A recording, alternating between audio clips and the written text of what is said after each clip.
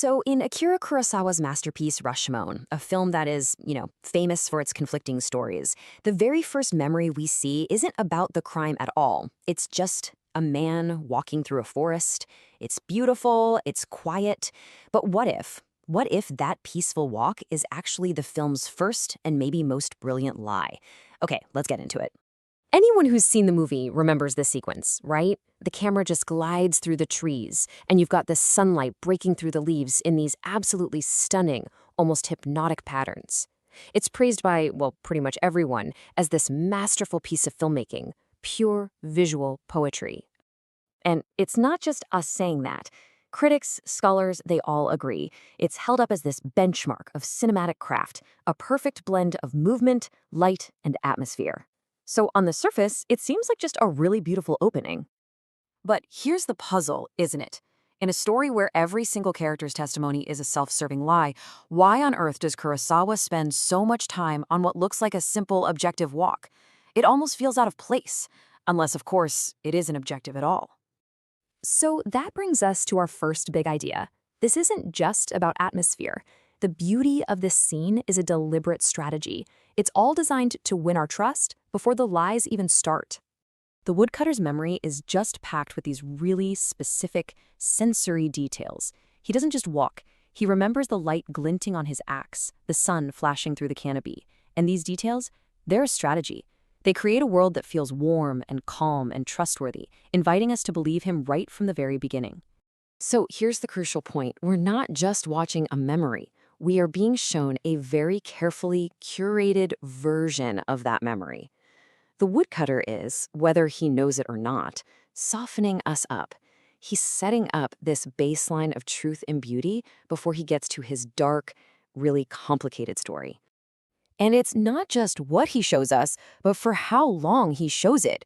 The scene itself is built like a piece of architecture, specifically designed to feel solid and real. This walk goes on for about 2 full minutes. Now, in filmmaking terms, that is an absolute eternity for a scene where, narratively speaking, basically nothing happens. The story could have just started when he finds the first clue, right? 16 different shots with 0 dialogue. This amount of detail is no accident. It's a form of assurance.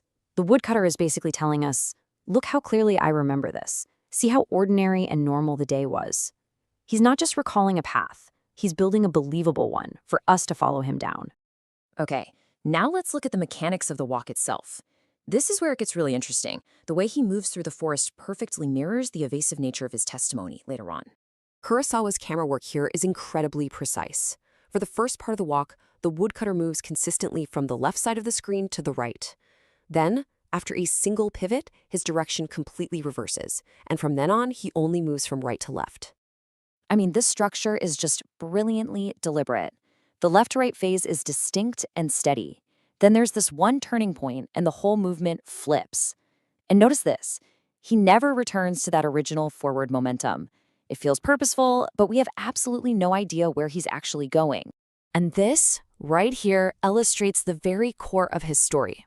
It's full of action, in detail, motion everywhere, but it carefully avoids a destination, a consequence. He's moving, but he's not really getting anywhere. Just like his testimony, which dances all around the horrible truth. So for the most part, the camera plays along with this beautiful lie. It just glides with him. But there are a couple of moments, these little subtle tells, where the filmmaking itself seems to hesitate, hinting that something is just not right here. Yeah, amongst all these smooth, flowing tracking shots that are following the woodcutter, 2 shots completely break the pattern. They're really easy to miss, but they intentionally disrupt the rhythm Kurosawa has so carefully established.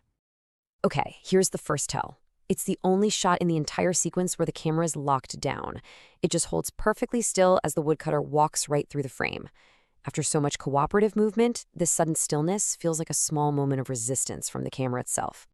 And the second tell is even weirder. The camera literally abandons the woodcutter and instead tilts down the trunk of a tree. This vertical motion cuts directly against the horizontal logic of his journey. It's a visual non sequitur, a detail that just doesn't fit, almost like the story is briefly giving itself away. So, what does all of this add up to? Well, the entire sequence is much more than just a memory. It's a lesson. Kurosawa is using this walk to teach us, the audience, how to watch the rest of his film. I mean, just think about how Kurosawa shoots the Woodcutter. It's this exhaustive visual survey. We see him from the front, from behind, from the left, from the right, and from a low angle. The camera is sometimes far away in a wide shot, and other times it's right up close. We literally see him from almost every conceivable angle. But, and this is the crucial point, there is one perspective that is deliberately kept from us. We never see him from directly above. We see him from everywhere, except the one stable, clarifying position that might hold him still and give us a clear, objective view of his path. And this is the genius of it. Long before the characters even start telling their conflicting stories, Kurosawa has already made us experience that same instability on a visual level.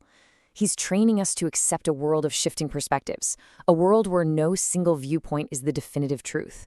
So, in the end, that beautiful, hypnotic walk isn't about the truth of what happened. It's about the work required to construct a story that you can live with. It's the cinematic equivalent of clearing your throat before telling a terrible lie, a beautiful deception that prepares us for all the deceptions to come.